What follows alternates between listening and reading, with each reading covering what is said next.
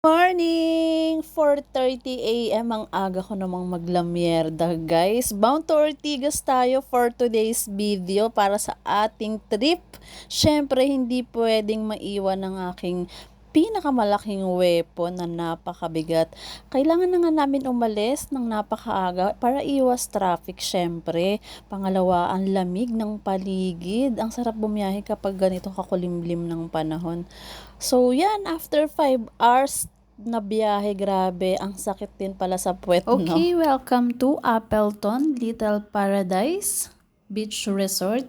Ang ganda din to guys. Ang may-ari pala nito ay isang Canadian citizen, no? So kaya napaka-unique. Okay, punta tayo doon sa malapit sa dagat para mas fresh yung hangin. So guys, dito tayo magla-lunch. Sarap talaga ng feeling kapag VIP ang kasama mo, grabe. So, pinaka-special syempre ang isi-serve sa'yo. O plating pa lang, grabe naman tong hipon na to, may tama pang pamaypay. Yung totoo, kinakain pala to, hindi ko talaga alam, promise. After ng konting pahinga, nag-prepare na din ang aming cameraman at photographer para sa aming first shoot. Kaya naman nag-ready na din ang ating celebrity chef para sa kanyang unang script for today's shoot. Pero sure naman ako na sisiw na lang sa kanya yung mga script na ibibigay sa kanya for today, no?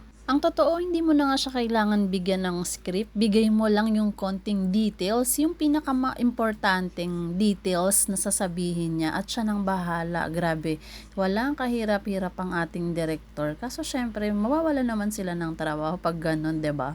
Okay, patikim pa lang yan kaya i-follow nyo na ang Cook Philippines and Condor POS Solution para naman mapanood nyo ng buo. Taping done! Sabi ko sa'yo, walang kahirap-hirap, 'di ba? So, maaga pa, may araw pa, kaya naman nagkaayaan. So, i-tour naman namin kayo papunta ng yan. Welcome to Appleton Farm. Located po ito guys sa Real, Quezon. Open din po sila for public. So yung mga gusto dyan na mag-camping, mga team buildings, grabing ang perfect talaga ng location na to. Well, don't worry, wala kayong aalalahanin kasi maraming tent na matutulugan. Rerentahan nyo lang naman pero sa murang halaga. At syempre, hindi namin palalagpasin ang maranasang magtampisaw dito sa ilog nila. Ang ganda guys, sobrang linaw ng tubig, kaya naman hindi nakatiis yung aming mga kasama. Talaga namang lumublob at nakiligo na rin sa sarap ng tubig na meron dito sa ilog na to ng farm ng Appleton.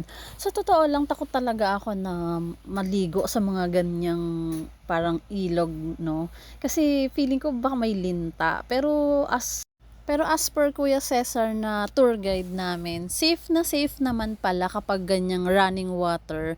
Hindi nag-stay dito or hindi napapadpad dito yung mga linta, no? Kaya sobrang safe naman. Kaya nakitampisaw na rin ako kasama tong mga golden retriever. Nakakamiss din tong ganda ng bahay ng may-ari. Oh, sobrang cute. Ang liit nga lang. O yan guys. Lapit ng dumilim at back to beach resort na tayo. So see you on part 2. Bye!